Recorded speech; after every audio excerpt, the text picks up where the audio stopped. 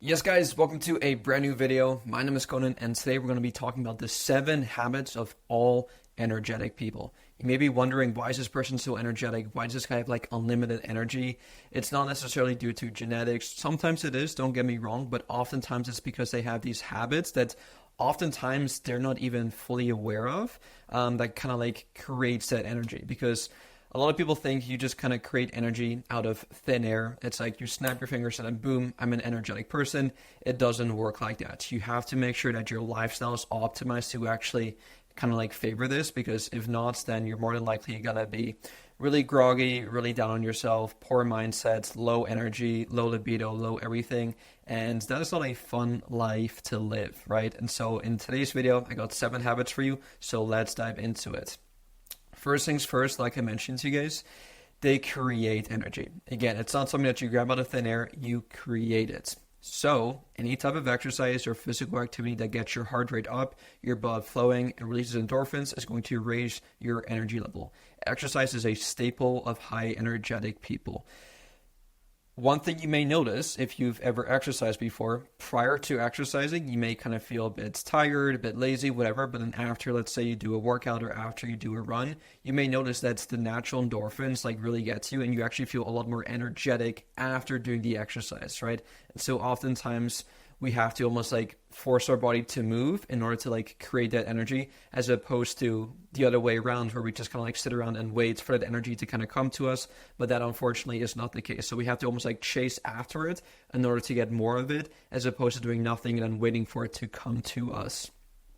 The second thing here, and again, because these are habits, is will take some time to actually like fully develop, because habits do take time, right? This isn't like a shortcut, a quick fix, but the more of these things that you can do consistently, the more of a habit it will kind of become, and the easier it'll be for you, and the more you can kind of like make it part of your lifestyle, right? The second thing here, and this is super underrated, they have a purpose in life. High energy people have a reason for waking up every single morning. Because if you have no reason to wake up every single morning, like, yeah, I wouldn't be surprised if you have a hard time getting out of bed, for example, right?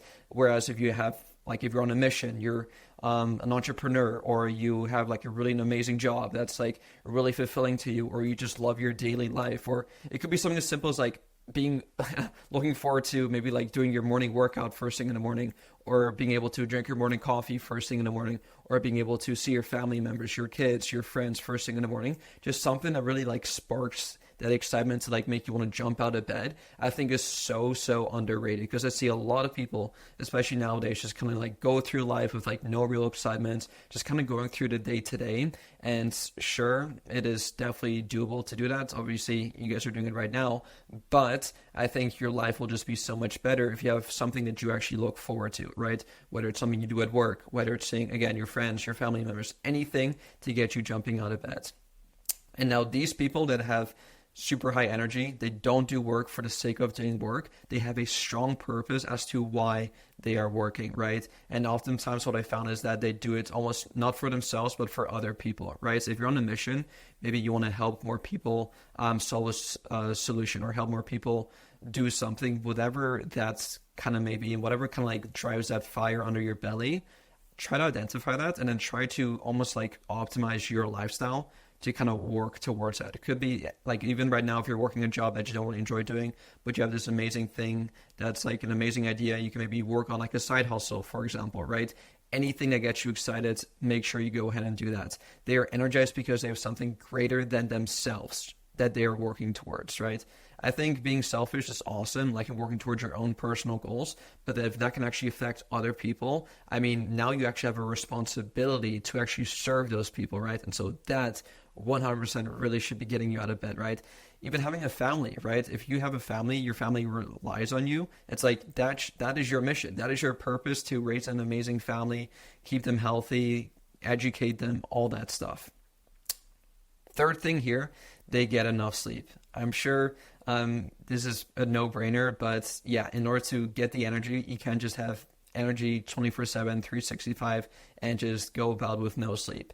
I'm sure there's some genetic outliers out there who can maybe get away with maybe 4 or 5 hours of sleep each night, but you'd have to be like in the 1 percentile when it comes to that in terms of the entire population. Most people need at least, I would say, 7 hours, if not eight, up to 9 hours as well, in order for them to like fully recharge their batteries and feel ready and energized to attack the day again, right? This goes back to the previous points. If you have a really poor night's sleep, no matter how big your purpose is, sure, some days you can kind of like grind through it, use your determination, use your willpower, whatever. But unless you have a really good night's sleep, you're going to have a hard time getting out of bed, right? So in order for you to actually jump out of bed, you almost have to like work backwards and say, okay, if I know personally I need 8 hours of sleep in order for me to actually feel like a normal functioning human being, then work backwards from there. If you have to get up at 6 a.m., try to be asleep by 10 p.m., right? And now oftentimes what that means is that you should probably be in bed by like 9:30,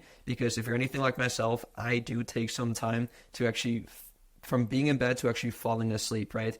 Usually I give myself a 30-minute buffer, so I have like a 1 hour nighttime routine where an hour before I get rid of all the blue lights. If anything, I put it on the orange light on my iPhone just so I don't get any blue light exposure. There's some glasses that you could wear as well, just to kind of limit the exposure to that. If you can as well, in your house, try to dim the lights, or at least be in like a darker environment an hour before bed. On top of that, don't do any crazy activities an hour before bed. Like, don't do a workout right before going to sleep, because that raises your heart rate and that can make it more difficult for you to actually fall asleep.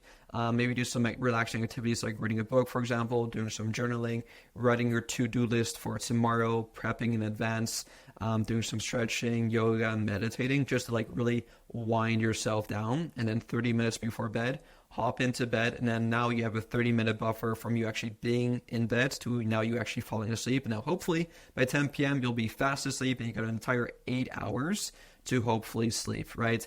One little hack as well that I could give you here is try not to drink too much water before bed, because I used to wake up every single night to go and pee, and that would kind of disrupt my sleeping cycle. I'd wake up, go pee, then have a hard time falling back to sleep again.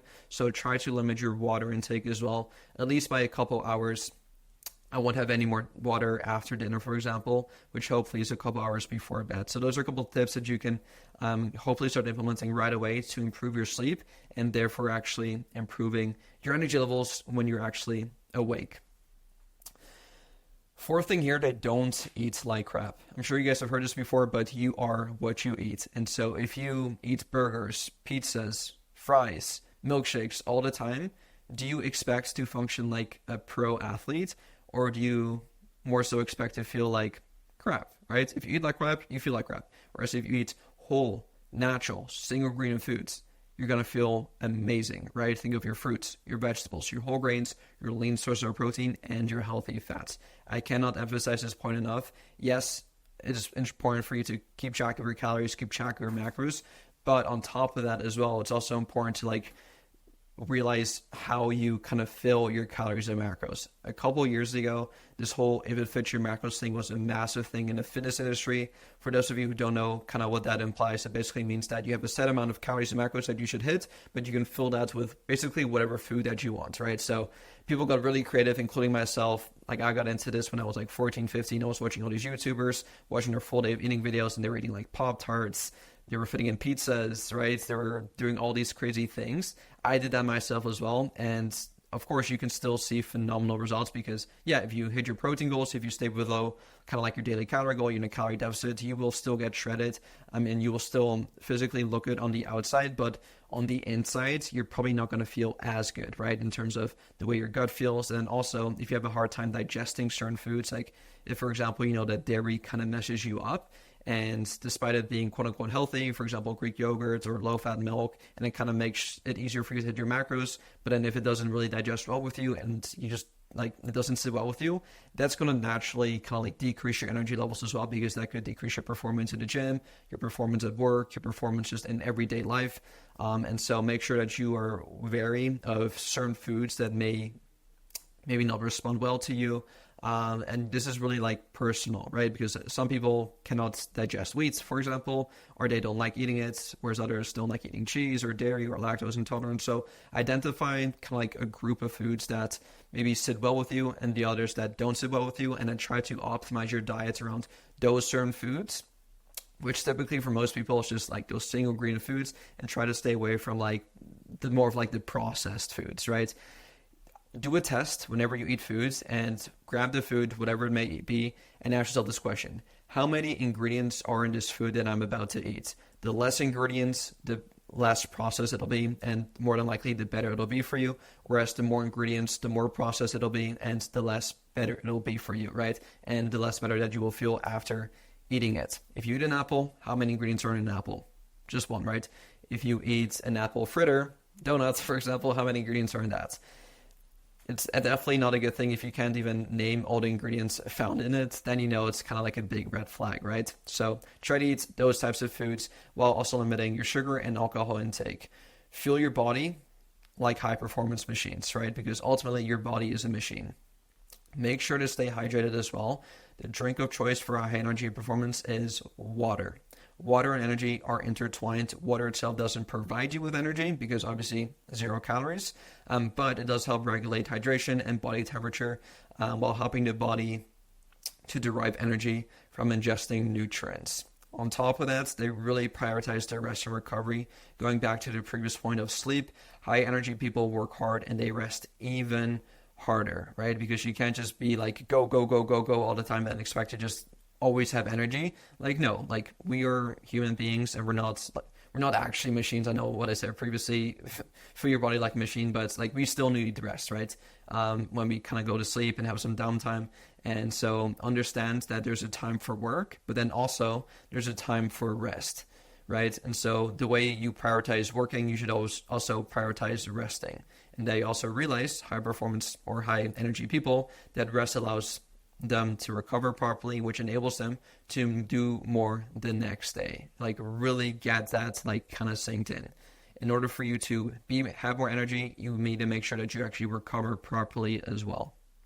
The last point that I have for you guys here is they spend time outside. Being in nature and being exposed to natural sunlight keeps your serotonin levels up, which helps raise your energy, de-stresses you, keeps your mood calm, positive, and focused. This is a reason why some of the fittest people have a habit of not just walking, but specifically walking outside, right?